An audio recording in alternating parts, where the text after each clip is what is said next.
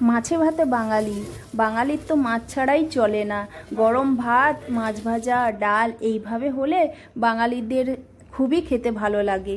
তাই আজকে একদম বাড়ির ঘরোয়া পদ্ধতিতে দুর্দান্ত একটা স্বাদের রেসিপি, সেটা হলো বাংড়া ফিশ ফ্রাই। প্রথমে মাছগুলোকে ভালো করে ধুয়ে নিতে হবে, তারপর মাছ বরাবর হালকা ক্রস করে কেটে নিতে হবে। তারপর আমি মশলার জন্য মিক্সার জারে আদা, রসুন, কাঁচা লঙ্কা, লবঙ্গ, দারুচিনি, গোলমরিচ, কারিপাতা আর 1 চামচ জিরে, এরপর মাছের মধ্যে রেডি করা মশলা দিয়ে দিতে হবে।